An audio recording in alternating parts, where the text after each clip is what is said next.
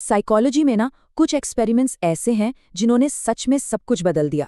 आज हम एक ऐसे ही एक्सपेरिमेंट की बात करने वाले हैं। ये कहानी है एडवर्ड थॉर्नडाइक की और उनके एक बहुत ही सिंपल से दिखने वाले प्रयोग की, जिसने सीखने को लेकर हमारी पूरी समझ ही पलट दी। अब ये सवाल सुनने में थोड़ा अजीब लग सकता है ना, कि एक भूखी बिल्ली और सीखने का क्या लेना देना। लेकिन यकीन मानिए, यही सवाल हमारे आज के विश्लेषण का सेंटर पॉइंट है। थॉर्नडाइक के मशहूर पजल बॉक्स एक्सपेरिमेंट्स का आधार यही था, और इसके जो नतीजे निकले वो काफी चौंकाने वाले थे। तो चलिए अब इस कहानी में थोड़ा और गहरा उतरते हैं।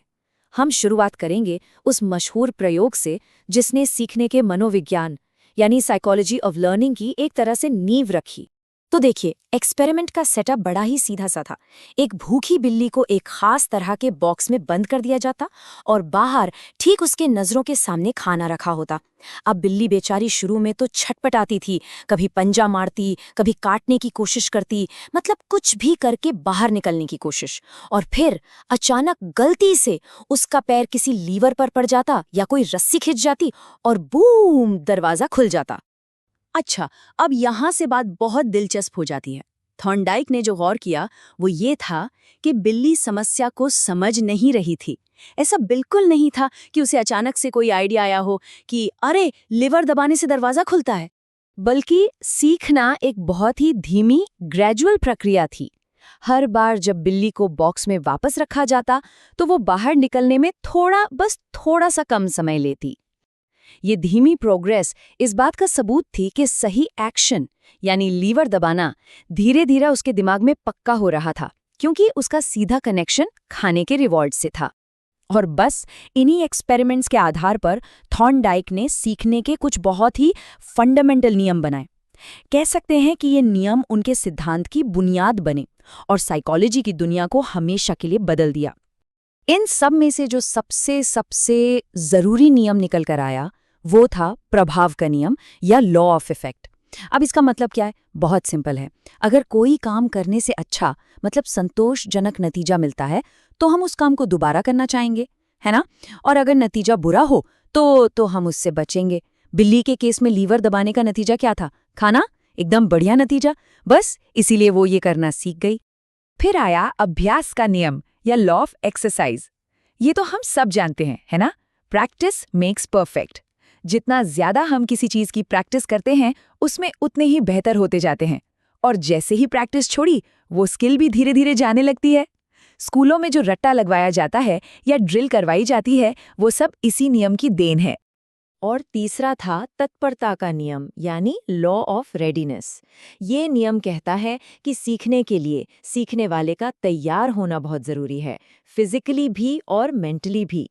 अगर किसी की सीखने में दिलचस्पी ही नहीं है या वो थका हुआ है तो उसे कुछ भी सिखाना लगभग नामुमकिन है, और ये दोनों के लिए फ्रस्ट्रेटिंग होता है। लेकिन कहानी यहीं खत्म नहीं हुई। देखिए, एक महान वैज्ञानिक की यही निशानी होती है।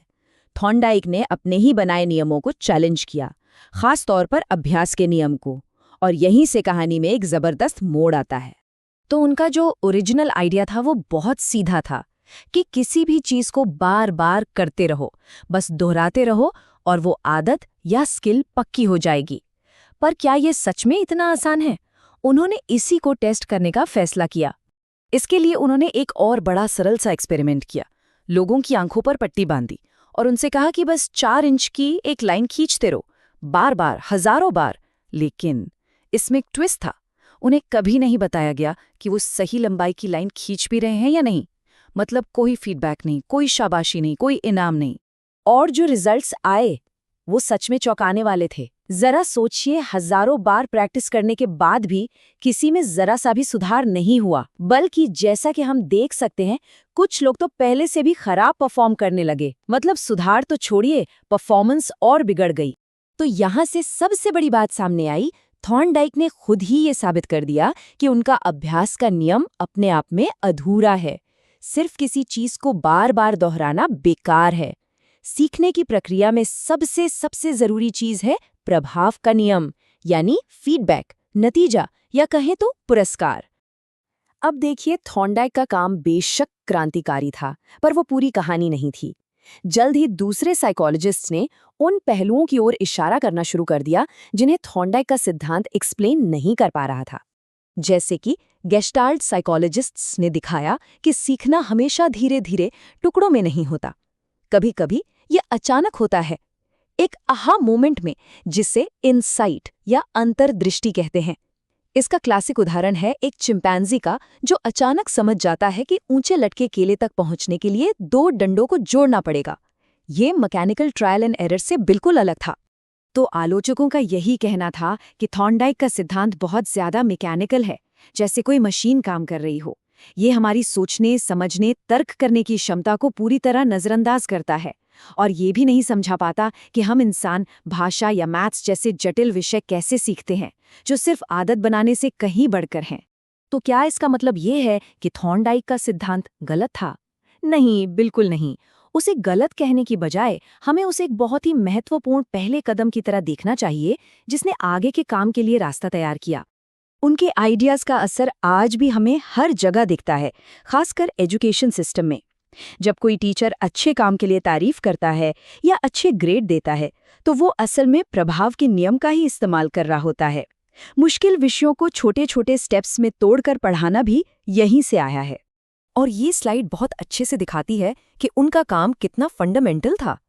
थॉर्नडाइक के प्रभाव के नियम ने ही B.F. स्किनर के काम को सीधा सीधा प्रेरित किया, जो 20वीं सदी के सबसे मशहूर साइकोलॉजिस्ट में से एक हैं।